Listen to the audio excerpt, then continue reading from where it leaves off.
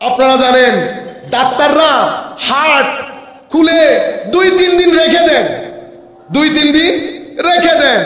বিজ্ঞান এত উপরে চলে গেছে, মানুষ তাদের দেশে যাচ্ছে। আমাদের ছেলেপুলে কলেজ বিশ্ববিদ্যালয়ে যাওয়ার পরে ধর্ম চিন্তা করছে আদৌ দরকার আছে কি না। পুরা পৃথিবীর সমস্ত ধর্ম দরজা জানালা বন্ধ করে দিয়ে ভিতরে বসে বসে চিন্তা করতেছে আমাদের বাঁচার উপায় কি, বাঁচার উপায়। আল্লাহর দরবারে শুকরিয়া, আসমানের নিচে জমিনের উপরে এমন একটা ধর্ম আল্লাহ দান করেছেন। আল্লাহর মেহেরবানিতে সেই ধর্মের মধ্যে আমরা আছি, যেই ধর্ম সমস্ত চোখে চোখ রেখে বলছে যে পৃথিবীর যেই প্রান্তে আমাকে যেতে বলো আমি যাব, আমি যে সত্য সেটা প্রমাণ করে দেব। আমাদের ধর্ম ইসলাম বলছে কোন চ্যালেঞ্জ আমাদের জন্য চ্যালেঞ্জ না। আপনারা এটা বুঝতে পেরেছেন? এবং আল্লাহর দরবারে শুকরিয়ার কোনো শেষ নাই। মাওলায়ে করিম উম্মতের এই দুর্দিনেও আমাদেরকে এই ধর্মের মধ্যে রেখে সত্যিকার আকীদার মধ্যে রেখেছেন। আমাদেরকে ইশকে রাসূল দিয়েছেন, আদবে মুস্তাফা দিয়েছেন, আদবে আহলে বাইত দিয়েছেন, তাজিমে সাহাবা দিয়েছেন, নিসবতে আউলিয়া দিয়েছেন। এটা আল্লাহর দরবারে, এর জন্য যদি আমরা শুকরিয়া আদায় করি শুকরিয়া শেষ হবে না। আমার ভাইরা, এখন যে কথাটা বলবো সেটা আপনাদের কনফিডেন্সের জন্য বলবো। আমরা যে আকীদায় বিশ্বাসী, আমরা মিলাদুন নবী করি, আমরা আমার নবীর মহব্বতের কথা বলি, আহলে বাইত রাসূলের মহব্বত, সাহাবায়ে কেরাম, আউলিয়ায়ে কেরামের নিসবত, ইসালে সওয়াব, উরস করি, শবে বরাত করি, শবে কদর করি, শবে মেরাজ করি, যা কিছু আমরা করি, আমরা মাযহাব অনুসরণ করি, আমরা তরিকত নিয়ে চলি, যা কিছু আমরা করি। আপনি যদি আজকে এই মুহূর্তে একটা প্লেন নিয়ে আমেরিকা শেষ করে নর্থ আমেরিকাতে চলে যান, সেদিকে ঘুরে এসে স্ক্যান্ডিনেভিয়ান কান্ট্রি, ইউরোপ, আরব সবকিছু ঘুরে এসে বাংলাদেশে আসেন, এখনো পর্যন্ত পৃথিবীর 90% মুসলমান এই আকীদায় বিশ্বাস। এখনো পর্যন্ত পৃথিবীর 90% মুসলমান এই আকীদার মধ্যে শবে বরাত করে, মিলাদুন নবীও করে, ইসালে সওয়াবও করে, উরসে পাকও করে। কিন্তু এই কারণে আমাদেরকে নিয়ে একটা গবেষণা হয়েছে, কারণ বর্তমানে মাঠে শুধু ইসলাম, মাঠে কে? ইসলাম। আমাদেরকে নিয়ে ষড়যন্ত্র হয়েছে, চেষ্টা করে দেখা হয়েছে গবেষণা করে যে মুসলমানদের হৃদয়ে রাজত্ব কার, মুসলমানদের হৃদয়ে রাজত্ব কার। গবেষণা করে বের করা হয়েছে মুসলমানদের হৃদয়ে রাজত্ব করে মদিনা শরীফের সবুজ গম্বুজ, মদিনায়ে পাকের সবুজ গম্বুজ। আল্লামা ইকবাল বলছেন, ये फाका कश जो मौत से डरता नहीं जरा रूह मोहम्मद उसकी बदन से निकाल दे। तो मुसलमान गरीब होते पारे, मुसलमान कमजोर होते पारे, मुसलमान अनेक किछु होते पारे, किन्तु एखोनो पर्यन्त मदीनाये पाक थेके एकटा आजान जोदि शोना जाय, আফ্রিকার জঙ্গলের মুসলমানও ইয়া রাসূলুল্লাহ বলে দাঁড়িয়ে যাবে। এখন যেই ষড়যন্ত্র করা হয়েছে সেটা হচ্ছে যেই কোনো ভাবেই হোক মুসলমানের নতুন প্রজন্ম থেকে আমার নবীর ইশক মোহাব্বত টেনে বের করতে হবে, সবুজ গম্বুজকে বের করতে হবে। এখন সবুজ গম্বুজকে বের করতে হলে কিভাবে করব? আপনি যেন তেন নাম দিয়ে করা যাবে না। তাহলে একটা মুভমেন্ট চালানো হয়েছে, তাওহীদ এবং শিরক, তাওহীদ এবং শিরক। সমাজকে বোঝানো হচ্ছে যে আমার নবীর কথা বেশি বললে, আমার নবীর প্রতি দুর্বলতা বেশি দেখালে শিরক হয়ে যাবে। কি হয়ে যাবে? শিরক। তাওহীদের নাম দিয়ে তাওহীদ ড্যামেজ হয়ে যাবে, তাওহীদের খারাপি হবে, তাওহীদ নষ্ট হবে। এই কথা বলে নবী পাকের শানে তানকিস করা হয়েছে, আমার নবীর মাকামে মুস্তাফাকে আন্ডারএস্টিমেট করা হয়েছে। যুব সমাজের কাছে এমন ভাবে তুলে ধরা হয় আমাদের মতো, কিসের মতো? আমাদের মতো মানুষ এভাবে অনেক কথা বলে আমার নবী সাল্লাল্লাহু, যেমন লাখ মাজমার মধ্যে যদি আপনি বলেন খাদিজাতুল কুবরা রাদিয়াল্লাহু তাআলা আনহা সম্পর্কে যে কথাগুলো বলেছে, আমরা এগুলো রিপিটও করতে চাই না, গায়রতে ঈমানের মধ্যে লাগে। যখন আপনি লাখ মাজমার মধ্যে দাঁড়িয়ে বলবেন উনি এ বি সি ডি জানতেন না, আপনি কথাগুলা বলে যাচ্ছেন। আমি ইতোপূর্বে আপনাদেরকে বলেছি, সময়ের পরিবর্তন, সামাজিক, রাজনৈতিক, পারিবারিক এই পরিবর্তন আমাদেরকে একটা অস্থিরতার মধ্যে দিয়ে দিয়েছে। আমরা সহযোগিতার হাত ছেড়ে প্রতিযোগিতার মধ্যে লিপ্ত হয়েছি। আমরা অতিরিক্ত জড়বাদী হওয়ার কারণে আমাদের থেকে আদব হারিয়ে যাচ্ছে। আমরা আমাদের প্রজন্ম মা বাবাকে যেভাবে সম্মান করতাম, সেই সম্মান এখন নতুন প্রজন্ম তাদের মা বাবাকে করতে পারছে না। মনে রাখবেন, মা বাবাকে অসম্মান করলে আপনি বেয়াদব। আমার নবীকে অসম্মান করলে বেয়াদবি হয় না, কুফর হয়। কি হয়? কুফর হয়ে যায়, বান্দা ঈমান থেকে খারিজ হয়ে যায়। সেই কারণে আমার নবী যেহেতু মুসলমানদের ঈমানের রাজধানী মদিনা শরীফ, মুসলমানদের ঈমানের রাজধানী মদিনা শরীফ, এবং এই ষড়যন্ত্র এত তীব্র থেকে তীব্রতর হচ্ছে, আপনাকে বোঝানো হচ্ছে হজের মধ্যে গেলে মদিনা শরীফ যেতে হয় না। ঘটনা আস্তে আস্তে কতটুকুন পর্যন্ত এসে গেছে দেখেন। আমাকে বলা হচ্ছে যে হুজুর, do you think that going to Medina Sharif is part of Hajj? Medina শরীফে যাওয়া কি হজের অংশ? এখন মুসলমানের ছেলে, এই প্রজন্মের ছেলে কি আকীদা তাদেরকে শিখিয়েছেন, কি কথা তাদেরকে বলেছেন, এই প্রজন্মের ছেলে আমাকে জিজ্ঞেস করে, হুজুর মদিনা শরীফে যাওয়া কি হজের অংশ? আপনারা বুঝতে পারছেন ঘটনা? আমি বললাম, মদিনা শরীফে যাওয়া অবশ্যই হজের অংশ না। মদিনা শরীফে যাওয়া হজের অংশ হবে কেন? মদিনা শরীফে যাওয়া তো ঈমানের অংশ। মদিনা শরীফে যাওয়া ঈমানের অংশ, হজের অংশ হবে কেন? হজ আমলের নাম, মদিনা শরীফ আপনার ঈমানের নাম। কেমনে সেটা আপনি ঈমানকে জিজ্ঞেস করেন। ঈমান বলছে, সিহাসিত্তার হাদিস, মুসলিম শরীফের রওয়ায়াতের মধ্যে আমার নবী বলছেন, ইন্নাল ঈমান লা ইয়ারিজু ইলাল মাদিনা কামা তারিজুল হাইয়াতু ইলা জহরিহা। সাপ যেমন নিজেকে বাঁচানোর জন্য গর্তে ঢুকে পড়ে, গর্তের দিকে পলায়ন পর হয়, গর্তের দিকে পলায়ন করে, সেইভাবে ঈমান নিজেকে বাঁচানোর জন্য মদিনা শরীফের দিকে পলায়ন করবে। আমি জিজ্ঞেস করি, এটা যখন আমি পড়ি আমার ভিতর ভেঙে চৌচির হয়। আমি নিজেকে নিজে প্রশ্ন করি, ইয়া রাসূলুল্লাহ, সেদিন কি মুসলমান থাকবে না, মাদ্রাসা থাকবে না, লাইব্রেরি থাকবে না, মসজিদ থাকবে না? তাহলে ঈমান মদিনা শরীফের দিকে কেন চলে যাবে? আরেক হাদিস আমাদেরকে সেই উত্তর দেয়। এটা বুখারী মুসলিমের রওয়ায়াত।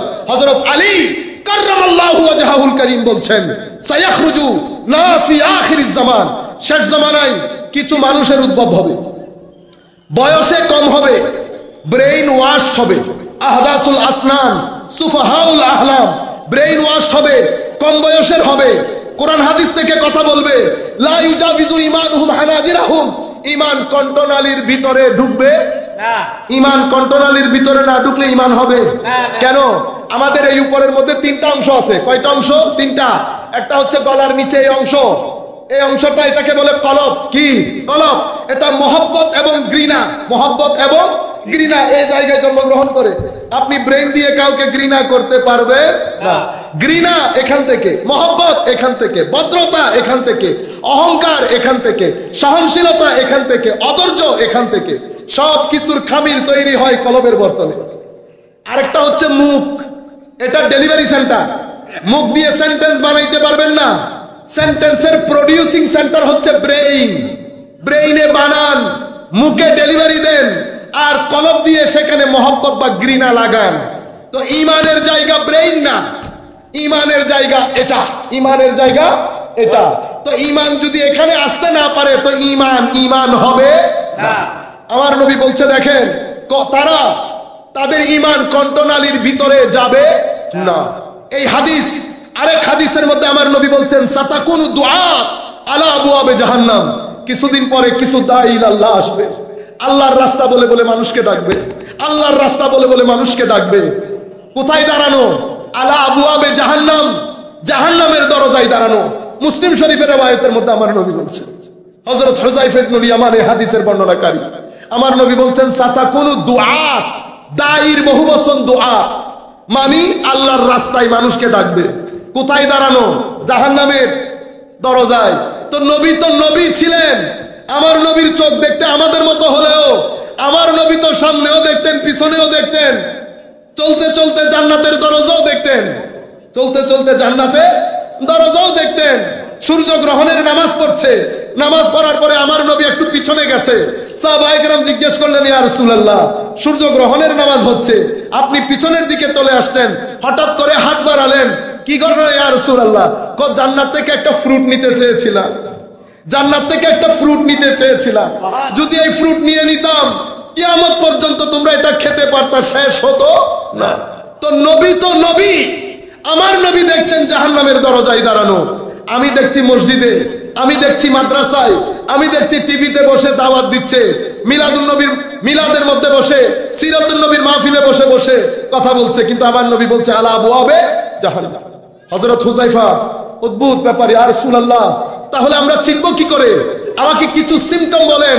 আমার নবী বলছেন, সিম্পটম আর কি বলবো, দেখতে তো আমাদের মতো দেখতে। তো ইয়া রাসূলুল্লাহ, আপনি আমাকে গাইড করেন, আমি কোথায় যাব? আমার নবী বলছেন, যখন এই অবস্থা হবে তখন আমার উম্মতের সংখ্যা গরিষ্ঠ যেখানে থাকবে তুমিও সেখানে থাকবা। তো বলছেন, ইয়া রাসূলুল্লাহ, যদি বুঝতে না পারি সংখ্যা গরিষ্ঠ কারা? আমার নবী বলছেন, ফাতাজিল তিলকাল ফিরাক কুল্লাহা, তখন সমস্ত মানুষ থেকে আলাদা হয়ে যাও, ঘরের মধ্যে থাকো, আল্লাহ আল্লাহ করে গাছের শিকড়কেও যদি জীবন ধারণ করতে হয় করে পৃথিবী থেকে চলে যাও, পৃথিবী থেকে চলে যাও, তবুও ঈমানকে ফিতনার শিকার হতে দিও না। এখন এই একটা জামানার মধ্যে আমার নবী বলেছেন, তো ঈমান কেন চলে যাচ্ছে? আমার ভাইয়েরা, মসজিদ থাকবে, মাদ্রাসা থাকবে, কুতুবখানাও থাকবে, কিন্তু তাওহীদের নাম দিয়ে দিয়ে রিসালাতের উপর এত জুলুম করা হবে, ঈমান আর আপনার এখানে থাকবে না।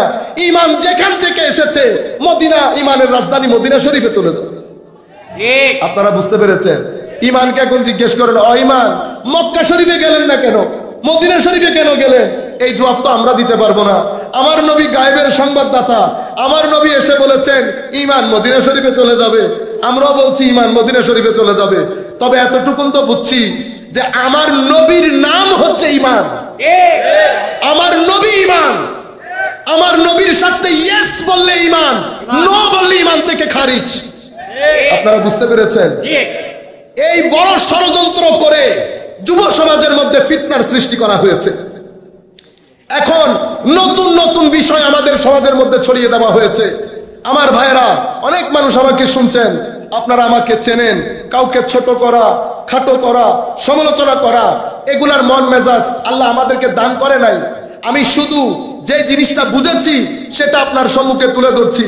আপনি আমার সাথে একমত হবেন এই আশা আমি করি না, আপনি দ্বিমত করেন, কোনো অসুবিধা নাই, কিন্তু আমি কথা যেগুলো বলছি আপনি ঘরের মধ্যে গিয়ে একবার চিন্তা করবেন, চিন্তা করে যদি মনে হয় এগুলা কেনার মতো জিনিস কিনবেন, না কিনলে আমার জিনিস আমাকে দিয়ে দিলেন, আমি এখানে বিক্রি করতে না পারলে আরেক বাজারে বিক্রি করব। আপনার যেমন ক্রেতার অভাব নাই, আমারও বিক্রেতার, আপনার যেমন বিক্রেতার অভাব নাই, আমারও ক্রেতার অভাব নাই, আমি আরেক বাজারে বিক্রি করব। আপনারা বুঝতে পেরেছেন?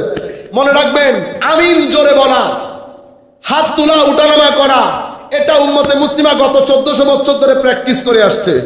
উম্মতে মুসলিমার মধ্যে কখনো ফাসাদ ফিতনা হয় নাই, কিন্তু আমার ভাই আপনার মাধ্যমে হচ্ছে, যেহেতু হচ্ছে আমি বুঝে নিতে বাধ্য হচ্ছি, আপনার মূল টার্গেট হাত তোলা, নামা, আমিন না। বুঝতে পেরেছেন? আপনার মূল টার্গেট অন্য জায়গায়।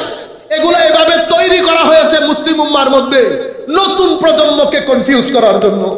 আমার ভাইয়েরা, ধর্ম ছাড়া আপনি বাঁচতে পারবেন না। ধর্ম ছাড়া পৃথিবীতে যদি শান্তি সম্ভব হতো, ইউরোপ শান্তির বাণী, শান্তির বাতাস ইউরোপে বয়ে যেত। আমেরিকা পৃথিবীর সবচেয়ে শান্তিপূর্ণ জায়গা হতো। এত টাকা পয়সা যাদের হাতে থাকে তারা পৃথিবীর সবচেয়ে বেশি আত্মহত্যা করে, তারা পৃথিবীর মধ্যে সবচেয়ে বেশি নিরাশ, হতাশায় আক্রান্ত, ফ্রাস্ট্রেটেড, ডিপ্রেসড। মনে রাখবেন, আপনি ধর্ম ছাড়া বাঁচতে পারবেন না। কিন্তু দ্বীনি দাওয়াত যখন দিবেন, সেই দাওয়াতের মধ্যে যদি মোহাব্বত না থাকে, এশকে রসুল না থাকে, এশকে আলে বাইত না থাকে, তাজিমে সাহাবা, নিসবতে আউলিয়া না থাকে, তাহলে আপনি দ্বীনের নাম দিয়ে আমাদের এই ছেলেগুলাকে উগ্রবাদিতার দিকে ধাবিত করবেন। আপনারা বুঝতে পেরেছেন? করোনার একটা সলিউশন আমরা বের করেছি, কিন্তু উগ্রবাদিতার কোনো সলিউশন নাই।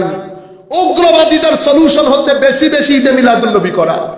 যত আমার নবীর মোহাব্বত যুবকের অন্তরের মধ্যে ঢুকাতে পারবেন, আউলিয়া ইকরামের নিসবত যুবকের অন্তরের মধ্যে ঢুকাতে পারবেন, আপনি যুব সমাজকে উগ্রবাদিতা থেকে রক্ষা করতে পারবেন। নতুবা সমাজকে কোনোভাবে উগ্রবাদী হতে দেয়া যাবে না। বাংলাদেশ একটা দারুণ দেশ, অসম্ভব সম্ভাবনাময়ী একটা দেশ। আমরা যদি কিছুটা জিনিস প্র্যাকটিস করি, ভদ্রতা, নম্রতা, উদারতা, সহনশীলতা, যেই চরিত্র আমার নবী আমাদেরকে শিক্ষা দিয়েছেন, ও ভাই সারা জিন্দেগি আমার নবী আমাদেরকে শিক্ষা দিয়েছেন, উম্মত মিথ্যা বলা যাবে না, উম্মত ওয়াদা ভঙ্গ করা যাবে না, উম্মত চুরি করা যাবে না, উম্মত ফিতনা ফাসাদ করা যাবে না, উম্মত মানুষকে সহযোগিতা করতে হবে, উম্মত হিংসা করা যাবে না। আমার নবী সারা জিন্দেগি উম্মতকে এই তালিম দিয়েছেন। আমরা যদি এগুলো রপ্ত করতে পারি, বাংলাদেশ, পৃথিবীর মানুষ এই দেশে এসে থাকবে। সেই কারণে এই দেশকে নিয়ে ষড়যন্ত্র হয়েছে, হচ্ছে, ভবিষ্যতেও হবে। তোর মধ্যে একটা ষড়যন্ত্র হচ্ছে তৌহিদের নাম দিয়ে দিয়ে, বেদাতের নাম দিয়ে দিয়ে শানের রিসালাতের গোড়া কেটে দেওয়া, এবং এই আন্দাজে দ্বীন প্রচার করে নতুন প্রজন্মকে উগ্রবাদিতার দিকে ঠেলে দেওয়া। বুঝতে পেরেছেন আপনারা? এই মেসেজ নিয়ে শুধু আপনাদেরকে বোঝানোর চেষ্টা করছি। আমার ভাইয়েরা, আল্লামা ইকবাল বলছে যে গরিব হতে পারে, কিন্তু সবুজ গম্বুজের একটা আওয়াজ পুরা পৃথিবীর মুসলমানকে এক করে দিতে পারে। এটা আপনারা বুঝার চেষ্টা করবেন। বাকি আপনার ইচ্ছা, আমিন জোরে বলবেন, আস্তে বলবেন, সেটা আপনার বিষয়। কিন্তু ধরে নেন আপনার মাধ্যমে মসজিদে ফিতনা হচ্ছে কিনা। আমার নবী বলছে উম্মতের বেশিরভাগের সাথে থাকতে। আপনাকে বলি, এখনো উম্মতের 99% মানুষ মাযহাব অনুসরণ করে। আপনি যদি আমার রাসূলের কথা, আপনার কার কথা শুনবো? আমার নবী বলছেন উম্মতের বেশিরভাগ যেখানে সেখানে থাকতে। আর আপনি বলছেন আপনি সত্য, আপনি আপনারটা নিয়ে থাকেন। কিন্তু আমি আপনাকে একটা মেসেজ দিয়ে যাই, আপনার মাধ্যমে ফিতনা হচ্ছে। পুরা মুসলিম মিল্লাতের মসজিদে মসজিদে মারামারি হচ্ছে শুধুমাত্র এই মাযহাব, এই সমস্ত এগুলা নিয়ে। টার্গেটের কেন্দ্রবিন্দু বানানো হয়েছে মদিনা শরীফকে। একজন এসে বলে, নবী আমার মতো তোমার মতো মদিনা শরীফে যাওয়া হজের অংশ না, বড় ভাই ছোট ভাই, ইন্না লিল্লাহি ওয়া ইন্না ইলাইহি রাজিউন। আরেক দল এসে বলে নবী আখেরি নবী না। আরেক দল এসে বলে নবীর সুন্নতের কোনো লিগ্যাল ভ্যালিডিটি নাই। সব ষড়যন্ত্রের মূল মদিনায়ে মুনাওয়ারা, সব ষড়যন্ত্রের মূল মদিনায়ে মুনাওয়ারা। এখন আসেন, আমরা দেখি সব সময় আমরা বেদাত, তৌহিদ, এই তৌহিদের ডিস্টার্ব হয়ে যাচ্ছে এই কথা বলে বলে নতুন প্রজন্মকে রং মেসেজ দেই। আমরা এখন দেখি নবী কাকে বলে। এটা বললে, এটা বুঝলে আমরা বুঝতে পারবো নবী পাককে কোন জায়গার মধ্যে আল্লাহ রেখেছেন। আপনি কি আপনার চশমা দিয়ে দেখবেন, না আমার নবীকে আল্লাহ যেই চশমা দিয়ে দেখাতে চেয়েছেন সেই চশমা দিয়ে দেখবেন? যে চশমা দিয়ে আল্লাহ দেখাতে চেয়েছেন সেই চশমা দিয়ে মনে রাখবেন, নবীকে নবী বলা হচ্ছে, তাইলে নবীর একটা নিশ্চয় অর্থ আছে, যেই অর্থ ওই ব্যক্তির মধ্যে পাওয়া যাওয়ার কারণে তাকে নবী বলা হচ্ছে। আমাদেরকে কি বলা হয়? ইনসান। কি বলা হয়? ইনসান। তাইলে আমাদের মধ্যে কিছু বৈশিষ্ট্য আছে, যে বৈশিষ্ট্যের মিলের কারণে আমাদেরকে ইনসান বলা হচ্ছে। দুইটা কারণে বলা হয়। একটা হচ্ছে আমরা অতিমাত্রায় ভুলে যাই। কি ভুলে যাই? আল্লাহ যে আমাকে রিজিক দেন, আল্লাহ যে আমার স্রষ্টা, রূর জগতে আল্লাহকে যে আমরা স্রষ্টা হিসেবে মেনে নিয়েছি, এই পুরা বিষয়টা ভুলে, কবর ভুলে, হাসর ভুলে আমরা আমাদের নফসের গোলামিতে মত্ত হয়ে গেছি। আমরা ভুলের স্বর্গে বাস করি। হঠাৎ করে যখন শরীর খারাপ হয়, হঠাৎ করে যখন বুঝতে পারি আখেরি সময়, তখন আমাদের হুঁশ হয়। তখন হুঁশ হলেও আর কোনো কিছু করার থাকে না। এটা একটা বিষয়। আরেকটা বিষয় হচ্ছে অংশ। আমাদের মধ্যে অনেক মানুষ যারা খন্দুরা দরবারের মধ্যে শায়িত আছে, তারা আল্লাহ রাব্বুল আলামিনকে জান প্রাণ দিয়ে মহব্বত করতেন। তাদের এই মহব্বতের কারণে মানুষকে কি বলা হয়? ইনসান। কি বলা হয়? ইনসান। কি আমাদের বেশিরভাগ লোক ভুলে যায়, ভুলের কারণে কিছু কিছু লোক আল্লাহকে অতি মাত্রায় মহব্বত করেন, সেই কারণে মানুষকে কি বলা হয়? ইনসান। ঈমানকে ঈমান কেন বলা হয়? কোনো কারণ তো আছে। ঈমান আমন থেকে, আলিফ মিম নুন, আমন, নিরাপত্তা, স্থিরতা, শান্তি। আমন মানে কি? শান্তি, নিরাপত্তা, স্থিরতা। এখন কোন নিরাপত্তা, কোন স্থিরতার কারণে ঈমানকে ঈমান বলা হয় দেখতে হবে না? মনে রাখবেন, আমাদের জীবনের মধ্যে কিছু প্রশ্ন আছে, যেই প্রশ্নের উত্তর পৃথিবীর কোনো মানুষ আপনাকে দিতে পারে না। আমি কোত্থেকে এসেছি, কেন এসেছি, কোথায় যাব, যিনি পাঠিয়েছেন উনি কেন পাঠিয়েছেন, আমার ভিতরে কি এমন জিনিস আছে যেটা বের হয়ে গেলে আমি নাই হয়ে যাই, যেটা বের হয়ে যায় ওইটা দেখতে কেমন, ওইটা কোথায় থাকে, আমাকে যখন মাটির মধ্যে শায়িত করা হয় আমি কি পচে গলে যাব? যদি পচে গলে যাই, জিয়ারত করতে কেন বলা হয়েছে, যিনি জিয়ারত করতে আসেন উনি সালাম কেন দেন যদি আমি পচে গলে যাই? আমি যেখান থেকে এসেছি সেখানে আবার যাব কিনা, আমার সাথে সেখানকার সম্পর্ক কি? অনেক প্রশ্ন না? ভালো কি মন্দ কি? মানুষের বোনকে বিয়ে করি, আমার বোনকে আমি বিয়ে করি। আমাদের এক ভাই লন্ডনের মধ্যে বহু যুক্তিকারী, অনেক লজিক্যাল, বুদ্ধিমান, বুঝতে পেরেছেন? ধর্ম এটা সোনা জিনিস। কি জিনিস? সোনা জিনিস। আমরা সোনা জিনিসে কান দেই না। আরে মাশাআল্লাহ, বহুত বড় কথা না? আচ্ছা, আপনি বিয়ে করেছেন? বলে করেছি। তো যাকে বিয়ে করেছেন উনি আরেকজনের বোন? তো হ্যাঁ। তো আরেকজনের বোনকে বিয়ে করলেন, নিজের বোনকে বিয়ে করলেন না? যে জুলুম হয়ে গেল না? কেন করলেন না? কি কারণে করলেন না? কোনো উত্তর নাই। আপনি বলবেন হুজুর ভিতর গ্রহণ করে না। এই ভিতর যেটা দিয়েছেন, যিনি দিয়েছেন উনাকে আল্লাহ বলে, যেটা দিয়েছে ওটাকে ধর্ম বলে। আপনি বুঝতে পেরেছেন? যেটা আপনি বলছেন না দিলের আওয়াজ, কিসের আওয়াজ? অন্তরের আওয়াজ। এই অন্তরের আওয়াজকে ধর্ম বলে, যিনি দান করেছেন ওনাকে আল্লাহ বলে। বুঝতে পেরেছেন? আপনি একবারে এত বড় স্মার্ট, না দেখলে বিশ্বাস করেন না। তো বাবারা যে বাবাকে যে বাবা বলছেন সেটাও কিন্তু শুনে বলছেন। কোন মায়ের ছেলে দেখে নাই ওনার বাবাকে দুনিয়াতে আসার পর মা পরিচয় করিয়ে দিয়েছে, সমাজ পরিচয় করিয়ে দিয়েছে, আত্মীয় স্বজন পরিচয় করিয়ে দিয়েছে, এটা আমার বাবা, সেই কারণে বাবা। বুঝতে পেরেছেন? কিছুদিন আগে নাম বলবো না, কিছুদিন আগে আমাদের এক বড় জ্ঞানী মানুষ, বহু বড় জ্ঞানী, না দেখলে বলে বিশ্বাস হয় না, না দেখলে বিশ্বাস হয় না, দেখে বিশ্বাস করতে হবে। তো আমি বললাম হুজুর না দেখে যদি বিশ্বাস না হয়, তো না দেখে তো সবাই বিশ্বাস করে, আপনিও করেন, যারা বিজ্ঞানী তারাও তো করেন। তো কি বলেন, বিজ্ঞান না দেখে বিশ্বাস করে? এই কথা আপনাকে কে বললো? আল্লাহ এখন আপনি বলবেন, নিজে নিজে বলবেন। কেমনে? আল্লাহ ভিটামিন কোনদিন দেখছেন স্যার? আপনারা কেউ দেখছেন ভিটামিন? তো আপনি বলছেন আপনি না দেখে বিশ্বাস করেন না, তো এখন তো বিশ্বাস করলেন। মধ্যাকর্ষণ শক্তি বলে না, মধ্যাকর্ষণ শক্তি, ল অফ গ্রেভিটেশন, যিনি আবিষ্কার করেছেন নিউটন সাহেব, উনি জিন্দেগিতে দেখেছেন এটা কেমন দেখতে। পৃথিবীতে যারা মধ্যাকর্ষণ শক্তির কথা বলে তারা কখনো দেখেছে এটা দেখতে কেমন? ক্যালোরি বলেন, ভিটামিন বলেন, প্রোটিন বলেন, হুজুর শাক খাইয়েন বেশি বেশি, শাকের মধ্যে ভিটামিন প্রোটিন আছে। তো ভিটামিন প্রোটিন আপনি কোনোদিন দেখছেন? দেখতে হয় না। তো আপনার ভিতরে যে শক্তি এসেছে এটাই প্রমাণ করে। তো শক্তির কারণে ভিটামিন যেমন বিশ্বাস করেছেন, রাত দিন এবং পুরো বিশ্ব ব্রহ্মাণ্ড দেখে আমি আল্লাহর উপর বিশ্বাস করেছি। তো এখন আপনি যেমন একটা জিনিস দেখে আরেকটা জিনিসকে বিশ্বাস করেছেন, মানে অ্যাকশনটা দেখেছেন না, অ্যাকশন দেখেন নাই তো, রিঅ্যাকশন দেখেছেন। রিঅ্যাকশনটা দেখে অ্যাকশন বিশ্বাস করেছেন, আমিও রিঅ্যাকশন দেখে অ্যাকশন বিশ্বাস করেছি। বুঝতে পেরেছেন আপনারা? পুরো বিষয়টা বুঝে এসেছে।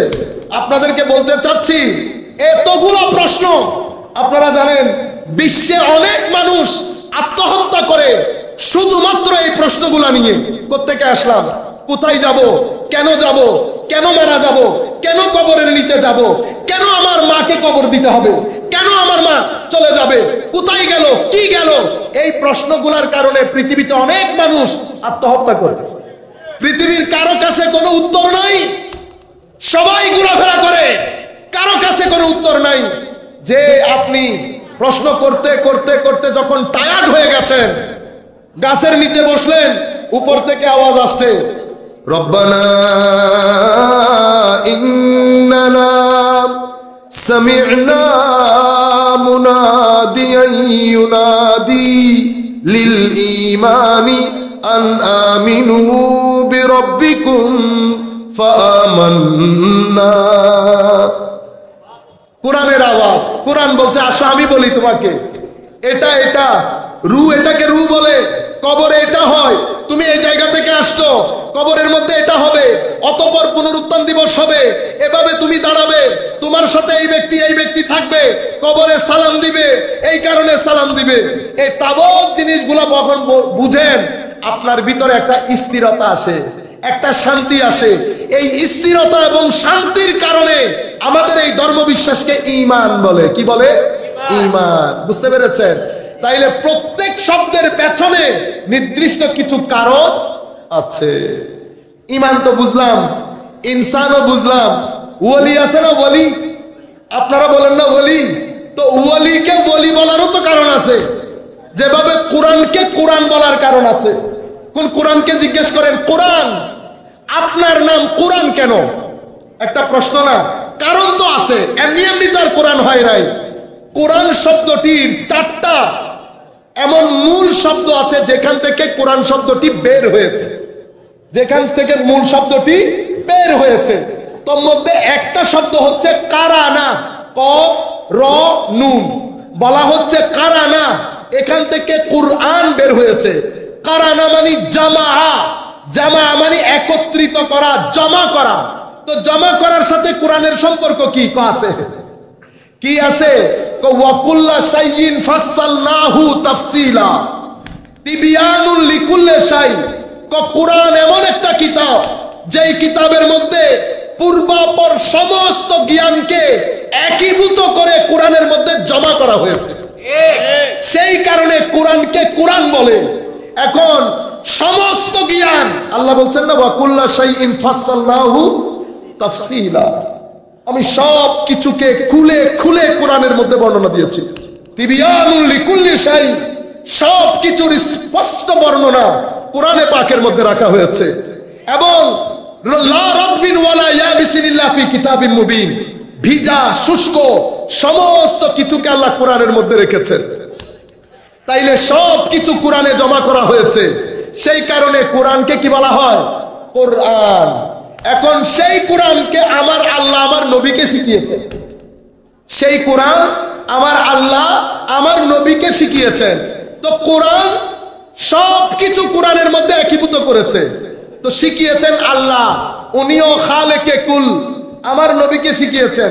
তো তবুও আমার নবীর জ্ঞান নিয়ে টানাটানি করবেন, জানে না অমুক, এগুলা বলবেন?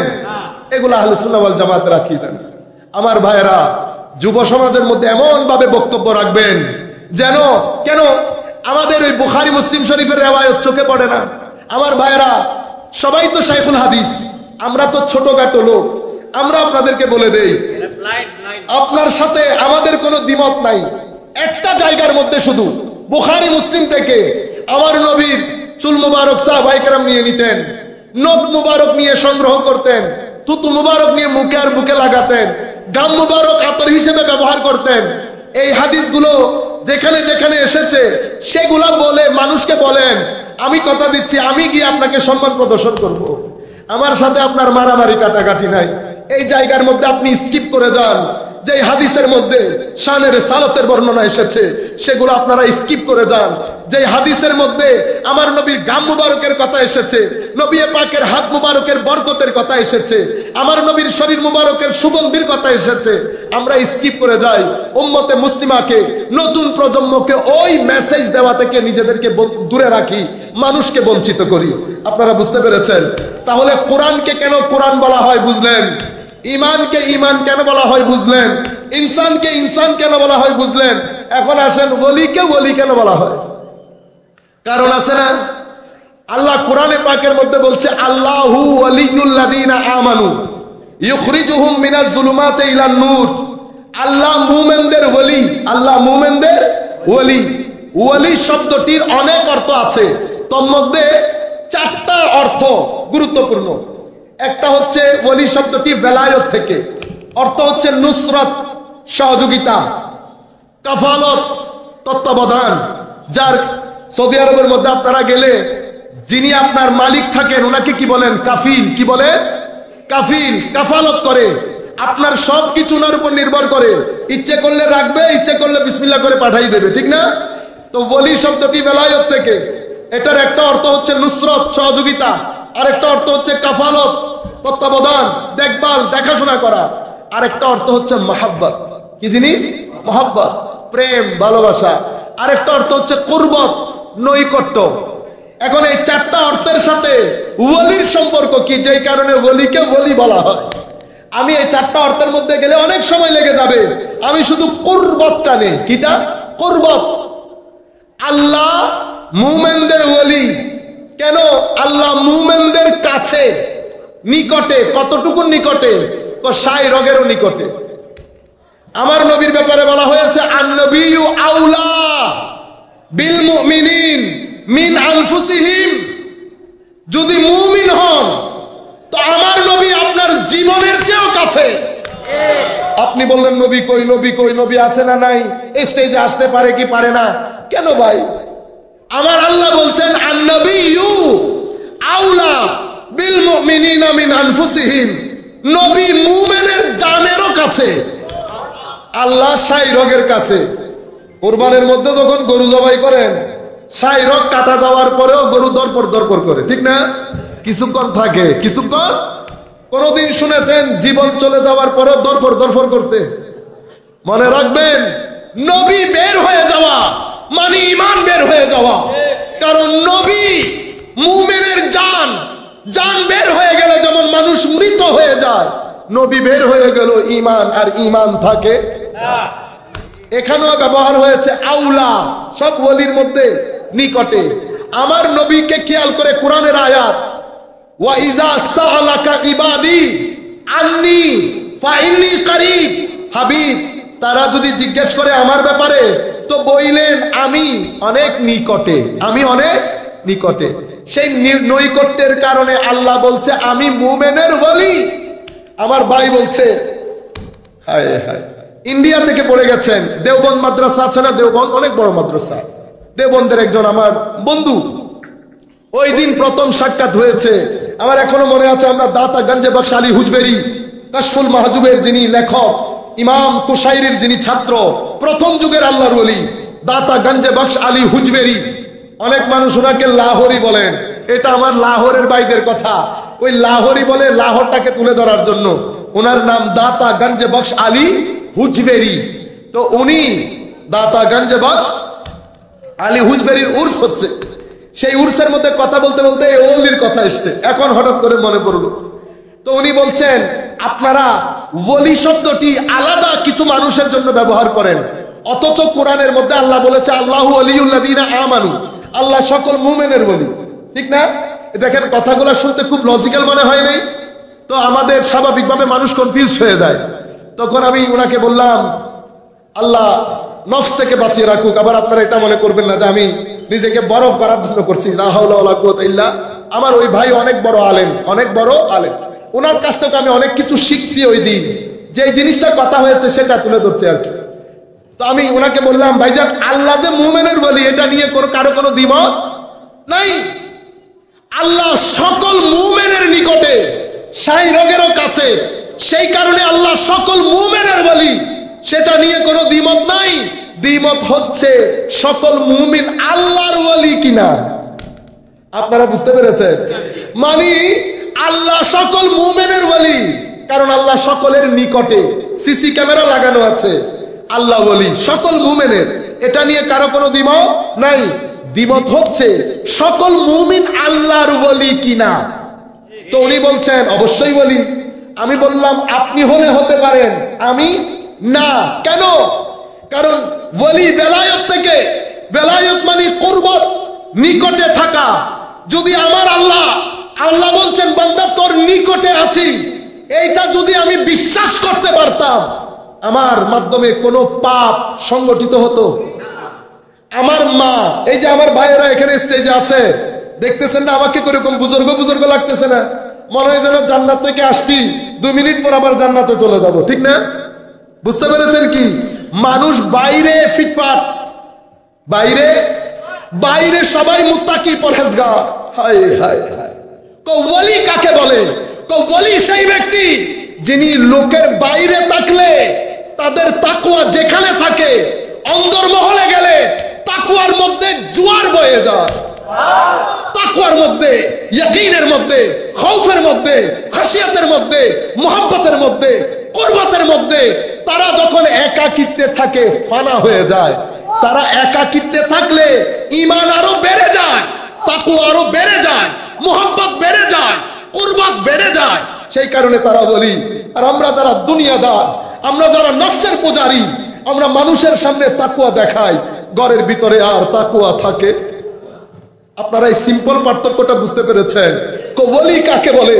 যার ভিতর এবং বাহির এক হয়ে যায়, যার একাকিত্ব এবং মানুষ নিয়ে থাকা এক হয়ে যায়, জালওয়াত এবং খালওয়াত এক ধরনের হয়ে যায়, তাকে আল্লাহর ওলি বলে।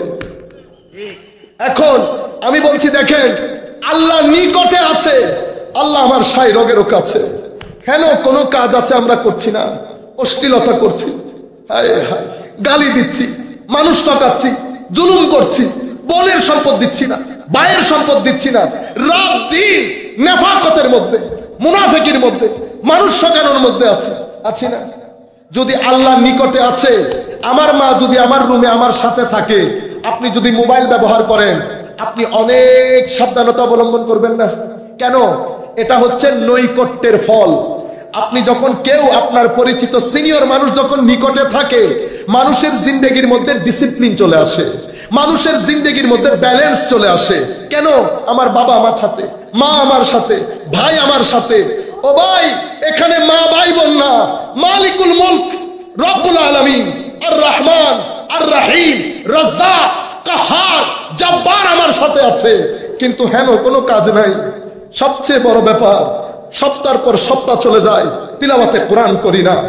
আমি সারা দিন মোবাইল নিয়ে বসে থাকি, ফজরের আজান পড়ার পরে এশা পড়লাম না, ফজরও পড়লাম না। এরকম বেগাইরত হয়ে গেছি আমরা, এরকম বেরুহ হয়ে গেছি আমরা, এরকম বেজান হয়ে গেছি আমরা। আমাদের ঈমান আমাদের ভিতরে ভাবে উজাড় হয়ে গেছে। আমাদের ভিতর থেকে খৌফ, খশিয়ত, মুহাব্বত, তিলাওয়াত সবকিছু গিয়ে আমাদেরকে জড় পদার্থের মতো করে গেছে। অথচ আমার আল্লাহ আমার নিকটে, অথচ আমার আল্লাহ অর্ধরাত্রিতে আমাদেরকে ডাক দিয়ে বলে, বান্দা তোমার কোনো কিছু দরকার আছে? কোন দরকার আছে? আপনি চিন্তা করতে পারবেন, আমার আল্লাহ বলছে তোমার কোনো দরকার আছে? পৃথিবীর কোন মানুষ বলবে দরকার আছে? আমার আল্লাহ আপনাকে বলছেন, বান্দা প্রয়োজন থাকলে আমাকে বল, আমি কথা দিচ্ছি আমি তোর প্রয়োজন দূর করে দেব। কি প্রয়োজন আমাকে বল, মানুষের দ্বারে দ্বারে কেন যাবি? আমি তোকে মহব্বত করি, আমার খাজানা ভরপুর, আমাকে আমার কাছে চা, আমি কথা দিচ্ছি হাত্তা আসুদ্দা ফাকরা, আমি তোর ফকর, তোর গরিবি, তোর প্রয়োজন দূর করব, আমি তোকে সঙ্গ দেব, কারণ আমি তোকে বড় মহব্বত করে বানিয়েছি। এমন মাওলা আমাদের নিকটে আছে, কিন্তু আমাদের কোনো এহসাস, কোনো অনুভূতি নাই। কেন?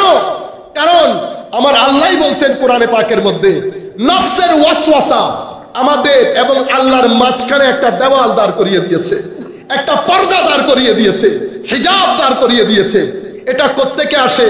এটা যুয়্যিনা লিন-নাস হুব্বুশ শাহাওয়াতি মিনান নিসা ওয়াল বানিন ওয়াল কানাতিরিল মুকান্তারা।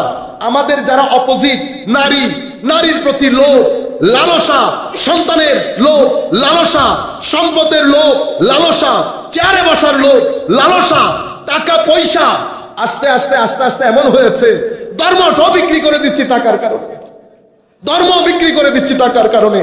এই তাবৎ লোভ লালসা একাকার হয়ে মাওলায়ে করিমের ওই যে করিব, ওইটা আর আমার মাঝখানে একটা দেওয়াল দাঁড় করিয়ে দিয়েছে। আল্লাহর ওলি কাকে বলে? আল্লাহর ওলি তাদেরকে বলে যারা এই পর্দাটাকে দূর করার জন্য, এই পর্দাটাকে দূর করার জন্য। কেমনে দূর করবেন? উরুস করে? উরুস করে দূর করবেন?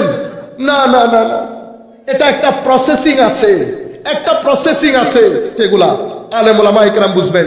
মুজাহাদা, আখলাকে হাসানা, সবর, শুকর, তাওয়াক্কুল, রেদা এবং সিদক, এই 7টা স্তম্ভের উপর আমি কাদেরিয়া তরিকা দাঁড় করিয়েছি। আমার ভিতর সিদক নাই, শুকর নাই, রেদা নাই, তাওয়াক্কুল নাই, সবর নাই, মুজাহাদা নাই, আখলাক নাই, তবু আমি কাদেরিয়া তরিকা রয়ে গেছি। আপনারা বুঝতে পেরেছেন? কিভাবে করেন তারা? তারা কি করেন? নফসকে কাবু করতে হবে, কিভাবে করবে? কোন না খেয়ে। কিভাবে? না খেয়ে। কিসের মাধ্যমে? রোজার মাধ্যমে। আউলিয়ায়ে কেরাম যখন এই রাস্তার সাধনা শুরু করেন নফসকে কাবু করার জন্য, হিজাব দূর করার জন্য, রোজা রাখা শুরু করেন। যেই রোজা রাখে এটা দুর্বল হয়, নফস দুর্বল হওয়ার কারণে সংকুচিত হয়ে যায়। সংকুচিত হয়ে গেলে এটার ভিতরে ময়লা আবর্জনা ঢুকা বন্ধ হয়ে যায়। সংকুচিত নালা সংকুচিত হয়ে গেলে পানি গড়ে উঠে যায় না, কারণ নালা দিয়ে যাবার জায়গা নাই। তো নালা সংকুচিত হয়ে গেছে, ময়লা আবর্জনা, হিংসা, বিদ্বেষ, অহংকার, অশ্লীলতা আর আপনার ভিতরে ঢুকতে পারছে না। এদিকে আউলিয়ায়ে কেরাম শিক্ষা দেন কি? নামাজ, তিলাওয়াতে কোরআন, জিকর, মানুষের খেদমত। এই তাবৎ জিনিসের নূরগুলা গিয়ে কলবের বর্তনে জমা হয়, ময়লা আসা বন্ধ হয়ে যায়, নূর জমতে থাকে, নূর জমতে থাকে, নূর জমতে থাকে। এক সময় মুজাহাদা, মুরাকাবা, মুহাসাবা এগুলো যখন বান্দা করতে থাকে আমার আল্লাহর ভিতরে দয়া এসে যায়, আমার আল্লাহর ভিতরে দয়া এসে যায়। আমার আল্লাহ ডাক দিয়ে বলেন, আল্লাযীনা জাহাদু ফীনা লানাহদিয়ান্নাহুম সুবুলানা, যারা আমার রাস্তায় আমাকে পাওয়ার জন্য চেষ্টা করে আমি সমস্ত পর্দা তুলে দিয়ে আমার দিকে তাদেরকে ডেকে নেই। এই অবস্থার মধ্যে পর্দাগুলো উঠে যায়।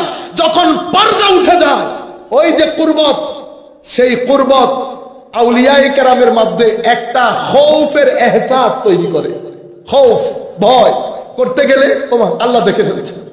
এই খৌফ এক সময় খাসিয়াতের রূপ নেয়, খাসিয়াত এক সময় মোহাব্বতের রূপ নেয়। যখন মোহাব্বত হয় তো আল্লাহ উনাকে ভালোবাসেন, উনি আল্লাহকে ভালোবাসেন, আল্লাহ উনার নিকটে, উনি আল্লাহর নিকটে, আল্লাহ উনার ওয়ালি, উনি আল্লাহর ওয়ালি। এই কারণে আল্লাহর ওয়ালিদেরকে ওয়ালি বলা হয়। আপনারা বুঝতে পেরেছেন? কিসের কারণে? নৈকট্যের কারণে। কিসের কারণে?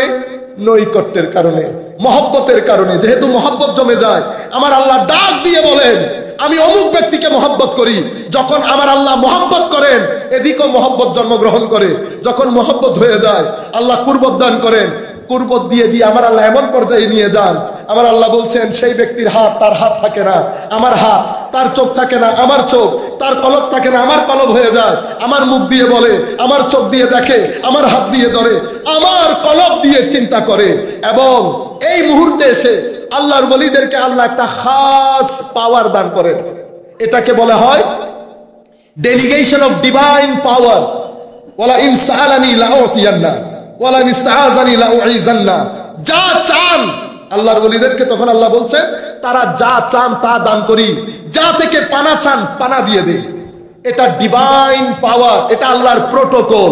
আল্লাহ রাব্বুল আলামিন আল্লাহর ওয়ালিদেরকে এটা দান করেন। এই কারণে ওয়ালিকে ওয়ালি বলে।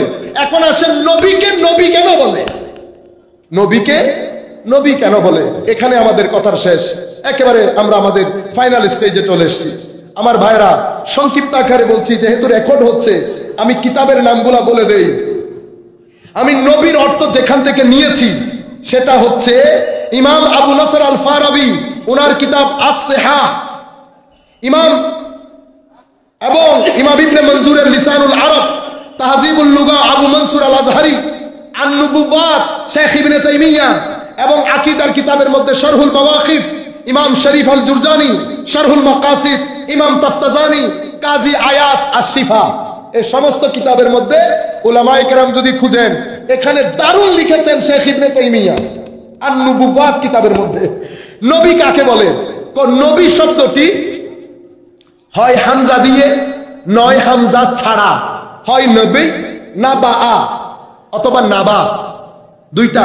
একটা হামজা দিয়ে একটা হামজা ছাড়া। যদি হামজা দিয়ে হোক হামজা ছাড়া হোক সমস্ত শব্দগুলো একসাথে করলে তো নবীর মোট অর্থ বের হয় তিনটা। কয়টা? তিনটা। একটা হচ্ছে নবী মানি মুনাব্বি। মুনাব্বিকে যিনি গায়েবের সংবাদ দান করেন, যিনি গায়েবের সংবাদ দান করেন। সেই কারণে এদিকে ইঙ্গিত করে আমার আল্লাহ কি বলেছেন? আমার আল্লাহ বলেছেন যে নবীরা আলাল গায়বে বিদানিন, নবী গায়েবের সংবাদ দেওয়ার ক্ষেত্রে কৃপণতা করেন না। আপনারা বুঝতে পেরেছেন? নবীর মধ্যে নবীর অর্থ আছে। আপনি টেনে নিচে নামাইতে চাইলে হবে। গায়েবের সংবাদ, কোন গায়েবের সংবাদ? সব গায়েবের সংবাদ নবীরা দিয়েছেন। কেন? কারণ আমার আল্লাহর কোনো মিছিল নাই, আল্লাহর কোনো ধরন গঠন আকৃতি প্রকৃতি, আল্লাহ সময় থেকে পবিত্র, কাল থেকে পবিত্র, স্থান থেকে পবিত্র। আল্লাহ সৃষ্টির কোনো সাদৃশ্য নাই, সৃষ্টির সাথে কোনো দিক থেকে কোনো সাদৃশ্য নাই।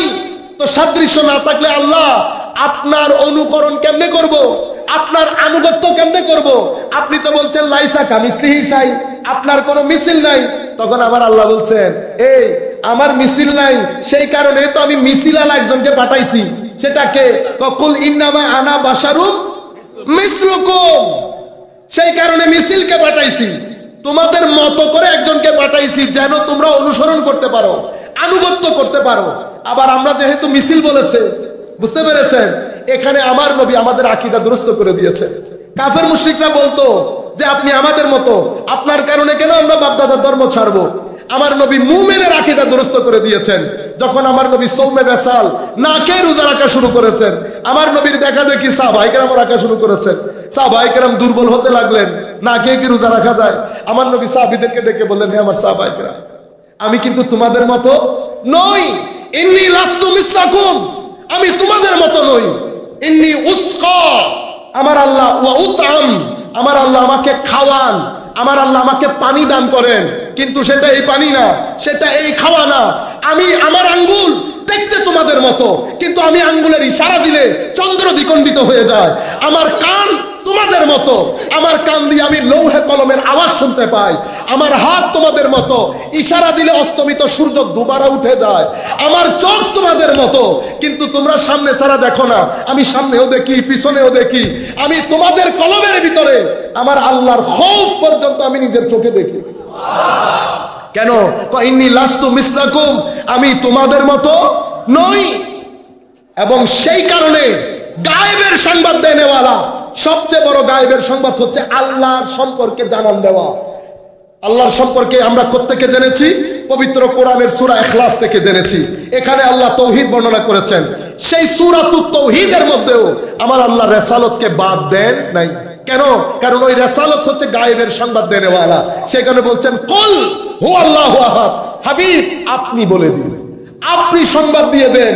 কারণ কি? আপনি আবার বলবেন হুজুর গায়েবের সংবাদ কোথায় পেয়েছেন? হুয়া থেকে পেয়েছি। কোত্থেকে? ওলামায়ে কেরাম বুঝবেন, হুয়া, হুয়া এটা গায়েবের সিগা, জমির, এটা মানে তিনি উপস্থিত নাই। কেমন উপস্থিত নাই?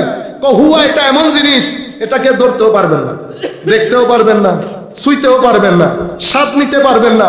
আপনার পঞ্চ ইন্দ্রিয় থেকে বাইরে, যেহেতু পঞ্চ ইন্দ্রিয়ের বাইরে, তো আমি কেমনে বলবো আল্লাহ এক? তোমার বাইরে হলেও কুলের পঞ্চ ইন্দ্রিয়ের বাইরে আমি নই। সেই কারণে কুলকে জিম্মাদারি দিয়েছে হু আল্লাহু আহাদ বলার জন্য, হু আল্লাহু আহাদ। আমি বক্তব্য অন্যদিকে চলে যাবে বিদায় এখানে হু আর হাজার ভিতরে ঢুকতেছি না, আবার আরেক দিকে চলে যাব। আমার মেইন বিষয় আছে, সেই জন্য আমি আপনাদেরকে যেটা বলতে চাচ্ছিলাম, গায়েবের সংবাদ দেনেওয়ালা মুনাব্বে। আরেকটা হচ্ছে মুনাব্বা মানে মুআল্লাম, যার ভিতরে আল্লাহ গায়েবের খবরের আটলান্টিক মহাসাগর বানিয়ে দিয়েছে।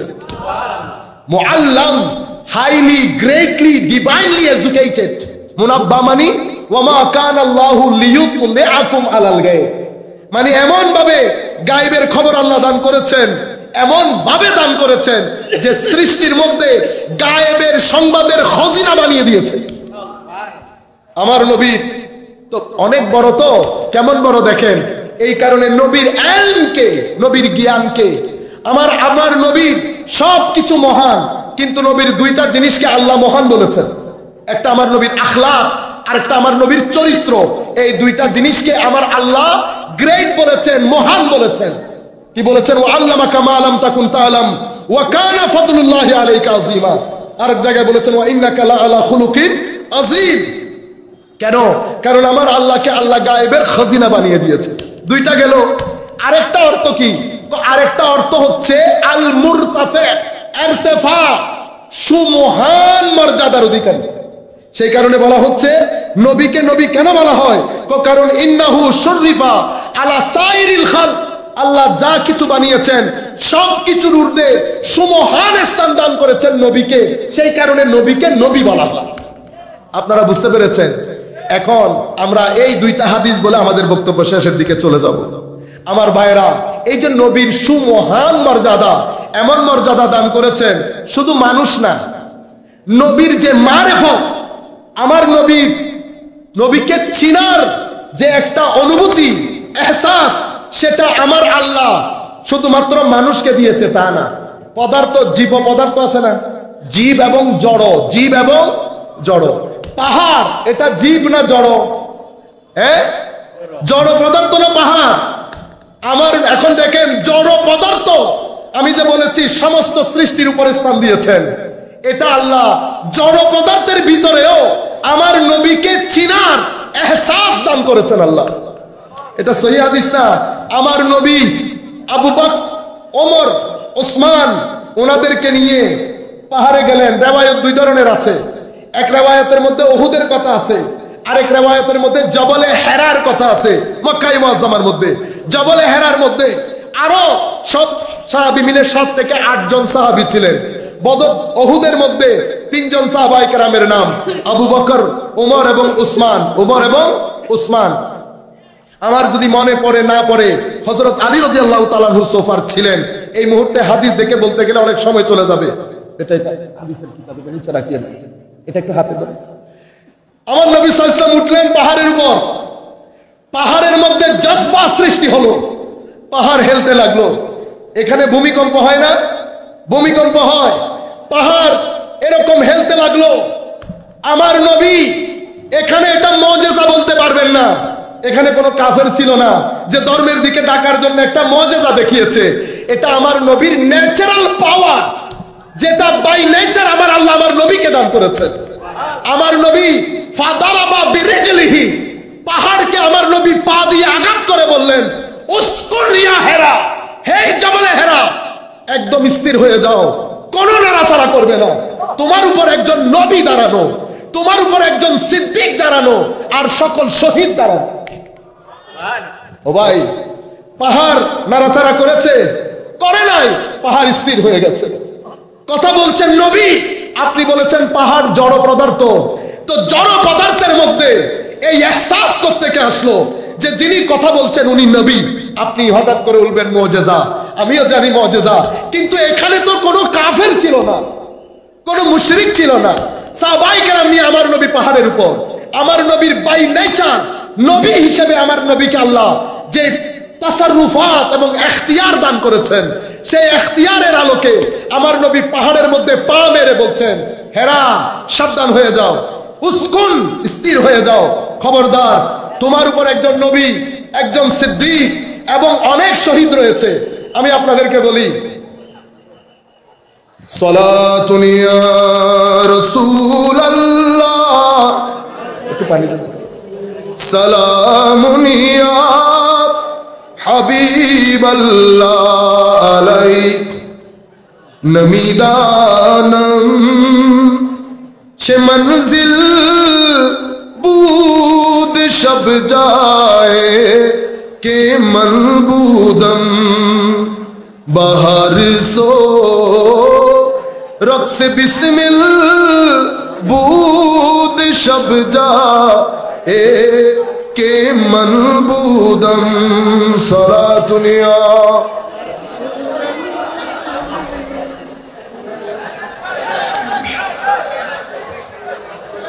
আলাইকুম। আমার ভাইরা, এতক্ষণ পর্যন্ত শৃঙ্খলা ছিল, আপনারা শৃঙ্খলা ভঙ্গ করবেন না প্লিজ। সবাই বসে যান, কেউ উঠে যেতে চাইলে উঠে যান, যারা বসার বসে যান। আমি আপনাদেরকে বলতে চাচ্ছিলাম আমাদের বক্তব্য একেবারে শেষের দিকে। পাহাড় একটা জড় পদার্থ, জড় পদার্থের মধ্যে আমার আল্লাহ, আপনি নবী করিম সাল্লাল্লাহু আলাইহি ওয়াসাল্লাম যখন পা মুবারক মারলেন এবং বললেন তোমার উপর একজন নবী, একজন সিদ্দিক এবং তোমার মধ্যে শহীদ রয়েছে। আপনি দেখেন ফারুক আজম শহীদ হয়েছে কোন সনে, উসমানে গনি শহীদ হয়েছে কোন সনে, জুবের, সাদ বিন আবি ওয়াক্কাস আমার নবী দুনিয়া থেকে পর্দা করার অনেক বছর পরে শহীদ হয়েছে। আমার নবী সেই দিন পাহাড়ের উপর দাঁড়িয়ে সমস্ত শহীদের খবর দিয়েছেন এবং পাহাড়ের ভিতরে আমার নবী চেনার একটা মারেফত আল্লাহ পাহাড়কে দান করেছেন। আপনারা একেবারে চুপচাপ হয়ে যান প্লিজ, যেটা শুরুতে হয়েছেন ওইটা আবার করেন। আমরা আর বরাবর 5 মিনিটের মধ্যে বক্তব্য শেষ করব। আমার টিভি ক্যামেরার ভাইদেরকে বলছি, আপনারা টিভি ক্যামেরা ধরে বসে যান। পিছনের ভাইদের কষ্ট হচ্ছে, আপনারা বসে যান। টিভি ক্যামেরার ভাইদেরকে বলবো আপনারা প্রোগ্রামটা সেট করে বসে যান প্লিজ। আমি আপনাদেরকে মূল মেসেজ যেটা দিতে চাচ্ছিলাম, পাহাড় একটা জড় পদার্থ, জড় পদার্থের মধ্যে আমার নবী কদম মারলেন এবং পদার্থকে বললেন পাহাড়কে স্থির হয়ে যাও। তোমার মধ্যে নবী সিদ্দিক শহীদ রয়েছে, শহীদরা শহীদ হয়েছেন আমার নবীর ইন্তেকালের আরো 20-25 বছর পরে। আমার নবীর কথা বুঝেছে, পাহাড় স্থির হয়েছে, এটা একটা বিষয়। আরেকটা আপনারা শুনেছেন, খেজুর গাছের একটা গোড়া আমার নবী যেটার সাথে টেক লাগিয়ে খুতবা দিতেন, সেটা আমার নবীর এক সাহাবী এসে বললেন, ইয়া রাসূলুল্লাহ, আমার এক ছেলে কার্পেন্টার হয়েছে, আমি কার্পেন্টার সাহাবী দিয়ে আপনার জন্য একটা মিম্বর বানিয়ে দেই। মিম্বর বানানো হলো, আমার নবী ওইটা মসজিদের কোনায় ফেললেন, ওখান থেকে কান্নার আওয়াজ আসলো। এটা আপনারা জানেন, আমি যেটা জানেন সেটা বলছি না, যেটা আপনারা শুনেছেন হয়তো কম শুনেছেন। আমার নবী ওই, আপনারা চিন্তা করে দেখেন, একটা শুষ্ক খেজুর গাছের একটা শাখা ঢাল, সেটার মধ্যে আমার নবী থাপড়াইতে লাগলেন, চুপ করে যা, চুপ হয়ে যা, হয়েছে হয়েছে তো। এটা বলতে বলতে ক্রন্দনের আওয়াজ কমে আসলো। আমার নবী বললেন, তুমি কি এখানে থাকতে চাও?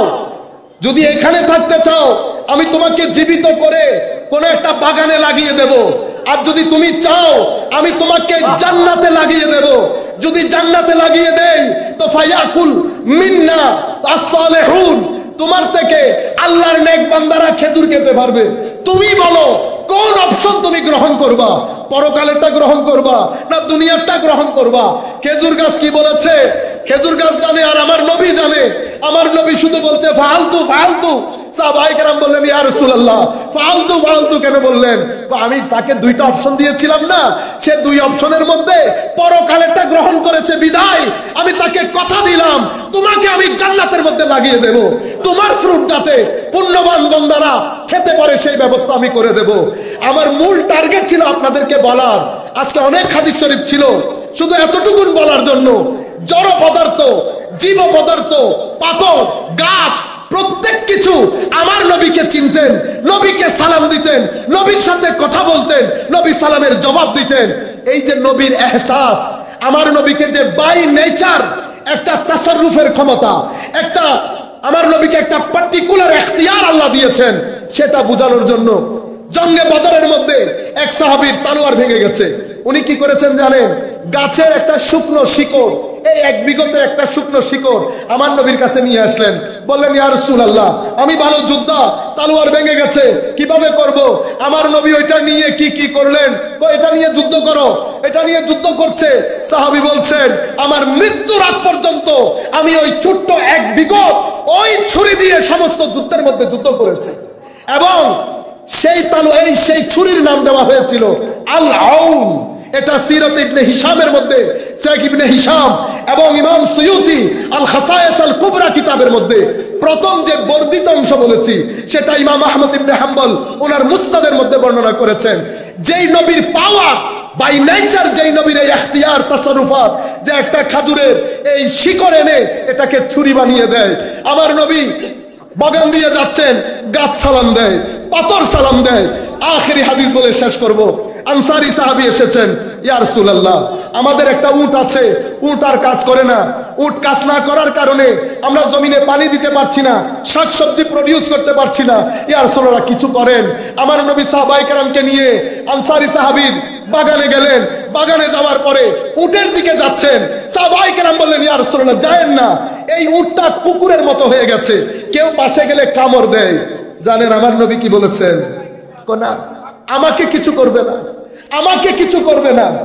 আমার নবী পাশে গেলেন, উট যখন আমার নবীকে দেখলো, উট যখন আমার নবীকে দেখলো, পিছনে আসছে, সামনে আসছে, খুশিতে নাচতে নাচতে আমার নবীর কুদরতির কদমে, নবুয়তের কদমের মধ্যে সিজদায় পতিত হয়েছে। আমার নবীর নবুয়তের কদমের মধ্যে সিজদায় পতিত হয়েছে। উটের মধ্যে এই জজবা, উটের মধ্যে এই মারেফত, উটের মধ্যে এই তাজিম, উটের মধ্যে এই আদব, উটের মধ্যে এই ভক্তি, যেটা মানুষ হিসেবে আমরা হারিয়ে ফেলেছি।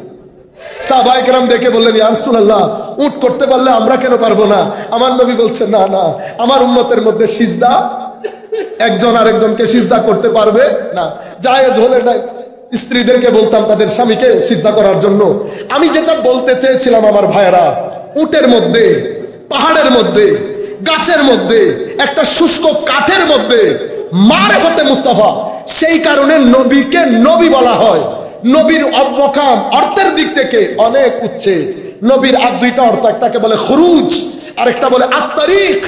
নবীর মাধ্যমে রাস্তা পাওয়া যায়, আর নবীর মাধ্যমে অন্ধকার থেকে বের হয়ে আলোর পথে আসা যায়। সেই কারণে নবীকে নবী বলে। আর নবীর মাকাম ও মার্তবা বোঝার জন্য আপনাদেরকে দুই একটা হাদিস শেয়ার করেছি। দোয়া করি আল্লাহ যেন আমার নবীর চরিত্রে চরিত্রবান হওয়ার তৌফিক দান করেন। যুবকদেরকে বলবো, আপনারা দয়া করে পরিবর্তন হন। সময় খুব দ্রুত পরিবর্তন হয়ে যাওয়ার কারণে আপনাদের ভিতরে যদি আমল না আসে, আপনারা যদি জানতে না পারেন, আপনারা যদি না পড়েন, সুন্নিয়তকে পরবর্তী প্রজন্মের কাছে দিতে পারবেন না। প্রচুর পড়তে হবে, নামাজ পড়তে হবে, তিলাওয়াতে কোরআন করতে হবে। বাইরের লোকজন পরে আসবে। আপনার এলাকার লোকজন যদি আপনাকে ভালো না জানে, আপনার এলাকার মধ্যে আপনি দাওয়াতের কাজ করতে পারবেন না। আল্লাহ রাব্বুল আলামিন আমাদের হামি ও নাসির হন। মাওলাই করিম আমাদেরকে জজবা দান করুন, ঈমান দান করুন, কুরবত দান করুন, ইখলাস দান করুন। ওয়া মা আলাইনা ইল্লাল বালাগুল মুবিন। ওয়াসসালামু আলাইকুম ওয়া রাহমাতুল্লাহি তাআলা ওয়া বারাকাতুহু।